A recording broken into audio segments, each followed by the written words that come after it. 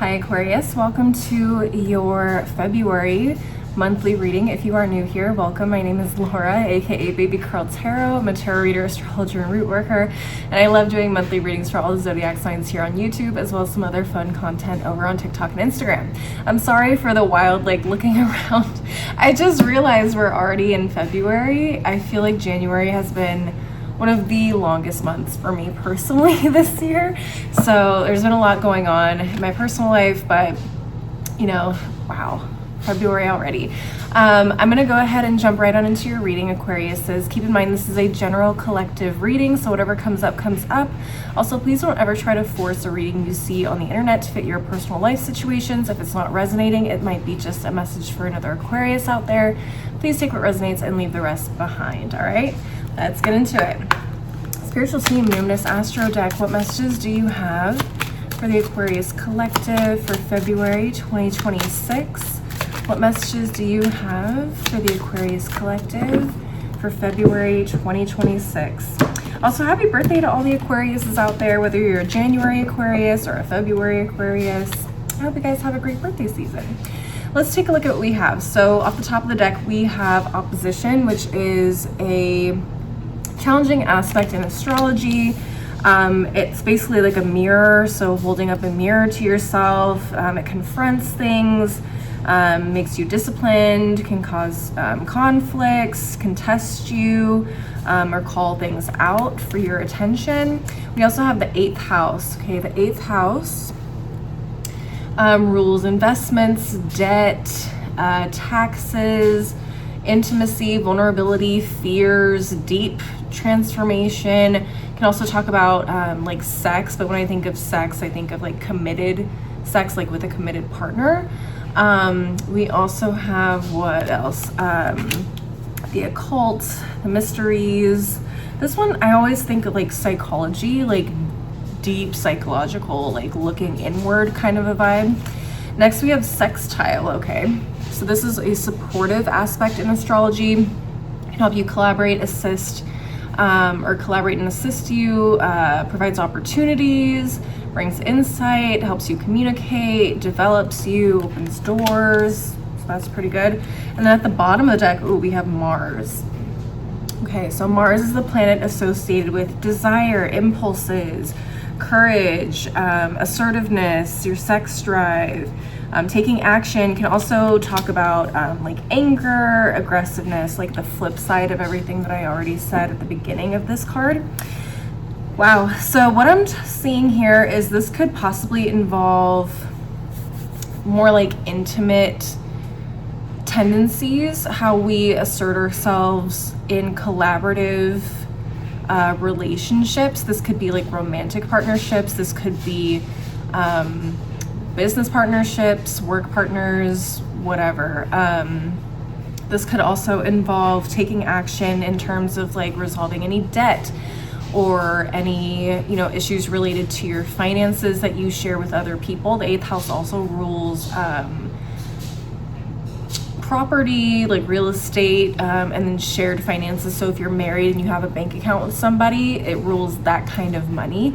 So there could be some action related to your finances, and there could also be some action related to maybe how you deal with fear or intimacy, how you relate to somebody.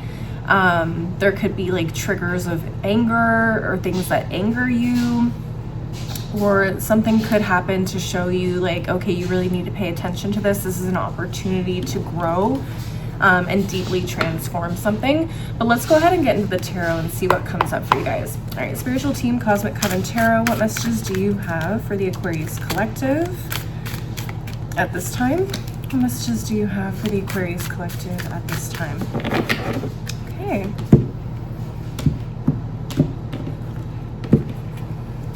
What's going on? So we did have one card that jumped out of the deck, and it was the Ace of Cups.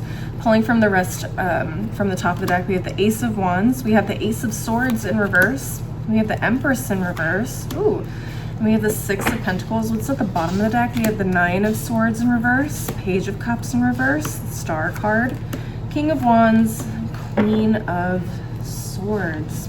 Interesting. Let's see. I see there's a lot of like, there's a lot of love. There might even be a lot of like desire, like passion, sexual, like libido, drive, within a relationship of yours. However, I feel like that really dominates the relationship for some of you. For some of you, it doesn't really go much deeper than that.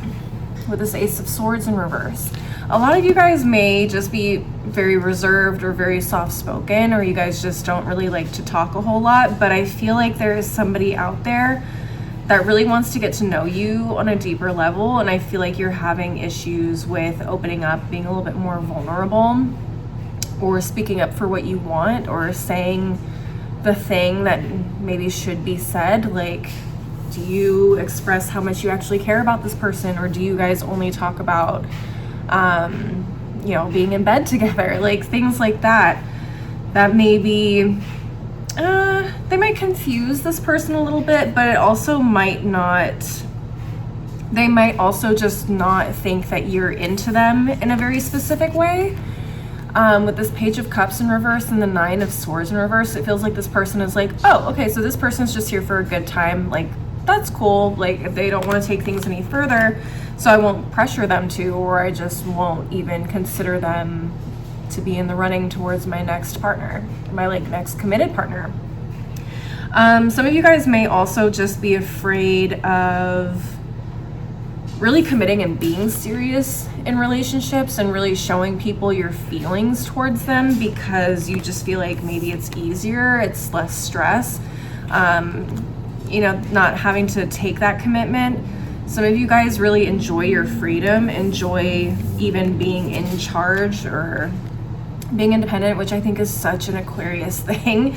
You guys really do enjoy your independence. You do enjoy having the freedom to just go wherever, do whatever, without having to consider other people sometimes. I'm not saying that's every Aquarius. I know plenty of Aquariuses that love being in committed relationships and that are in them. But for the most part, I think some Aquariuses do have more trouble really like just being open, being vulnerable, knowing what you want in relationships too. Sometimes you can be a little, sometimes you guys can be a little confused about what you want. But I think for the most part, you guys, at least the Aquariuses that I have known in my lifetime, tend to struggle with being a little bit more vulnerable or a little bit more like vocal about like how you feel, what you want from a relationship, so on and so forth. So I think for some of you guys that could lead to like missed opportunities. Not telling people how you feel about them can leave people feeling like confused. Am I getting mixed signals from Aquarius? You know, is this something that can grow, or is this not something I should invest in? I feel like whatever this relationship is, whether it is a romantic relationship or a business relationship, I feel like things need to go a little bit deeper. There needs to be deeper conversations. There needs to be more meaningful conversations. Maybe even more vulnerable conversations about like what you're looking for, what you want, how you feel, so that the other person can be clued in and know exactly where this is heading, or what you need or what they need. So they can decide, you know, whether they want to stick around and invest, or if they feel like, you know, this is not something I'm interested in, I'd like to invest elsewhere.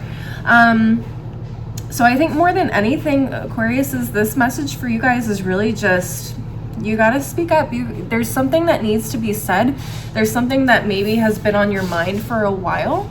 And I feel like you just need to have a conversation with somebody, okay?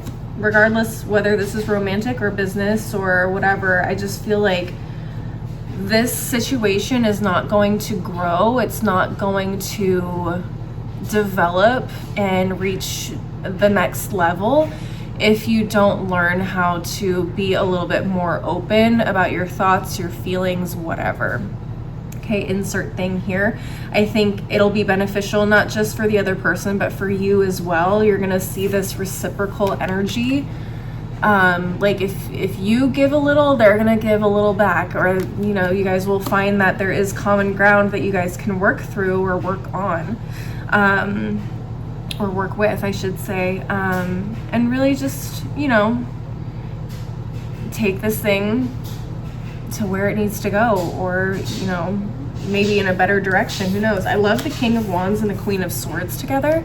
This feels like two people that really understand each other. You have a King of Wands who is very vision oriented. You know, they may not have the means to do it, they may not have the work ethic, they may not have the consistency, but they have the vision. And then you have the Queen of Swords, which is someone who can strategize, who can see patterns, who can, you know, basically figure out what needs to be done and how to implement it. When you think of wands and swords, the swords is the mental, the communication, and the wands is the passion, the drive, the energy, the charisma. All you're missing really is some love, some creativity, some connection, you know. And then also if we had pentacles here, I feel like that would be just, you know, the stability and the consistency. I feel like there is a lot of really great potential with these two. I think they work really well together. I love seeing air signs and fire signs together. Maybe you are involved with a fire sign, maybe you're not, that's fine. I also have some Empress energy here, so that could be more of that earth pentacle type energy that we're looking for. So having the Empress in reverse is not what I would like to see. I would like to see this turn into something tangible and stable to sustain growth and development. That's what I want to see here. So Aquariuses, I really think it all comes down to you guys and what you're willing to communicate, what you're willing to be open about, honest about. The more honest, the better. Obviously, that gives people opportunities to be honest with you, be honest with themselves, and make informed decisions. Okay, Aquariuses? That's what I'm seeing for this reading. I'm going to go ahead and close this out with a couple of oracle decks and just get some final messages for you guys. Let's see. Spiritual Team, Moonology, Manifestation, Oracle. What final messages do you have for the Aquarius Collective? What final messages do you have for the Aquarius Collective? What do we have here? First quarter moon, Scorpio, release your blocks. Yeah, so maybe you guys have a fear of being vulnerable, or I don't know, you just feel like maybe your thoughts, your feelings aren't that important.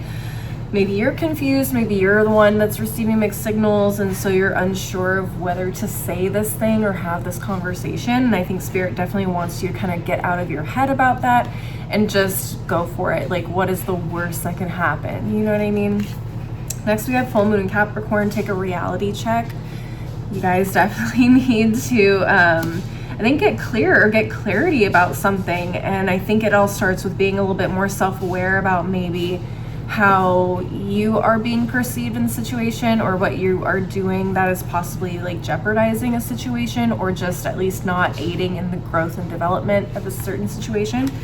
Finally, at the bottom of the deck, we have full moon in Aries. Cool your emotions. Okay, so some of you guys may feel just really nervous about having conversations like that, about you know, having a little bit more vulnerability in your communication, being more open and honest. It may like literally trigger you guys, okay? Or somebody may do something or say something that triggers you.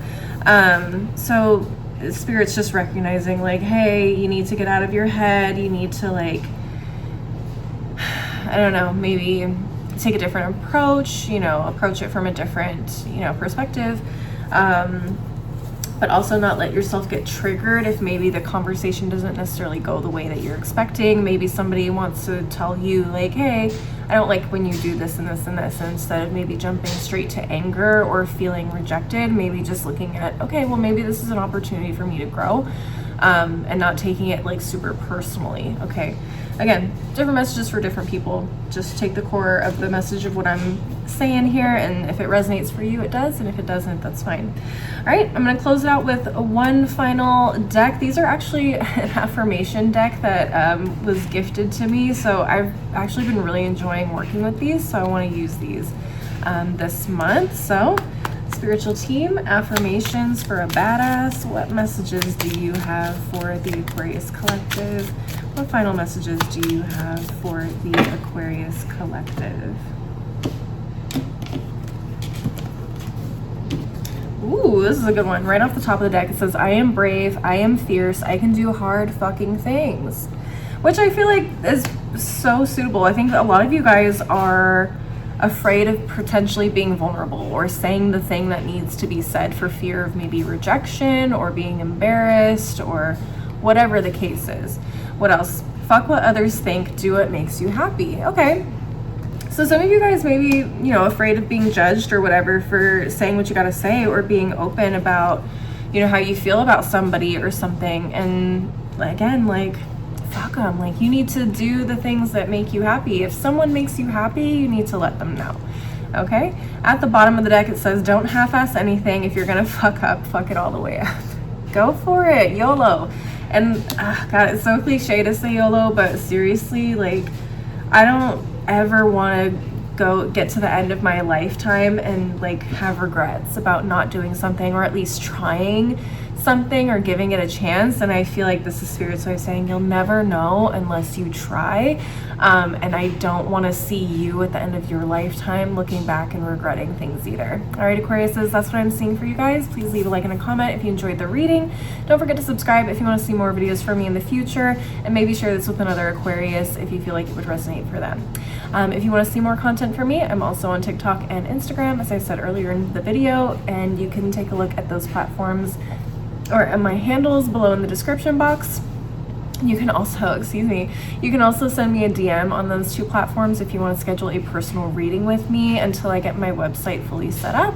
As always, thank you guys so much for watching. I really appreciate the support. I hope to see you guys at the next reading. Until then, please take care of yourselves. Bye.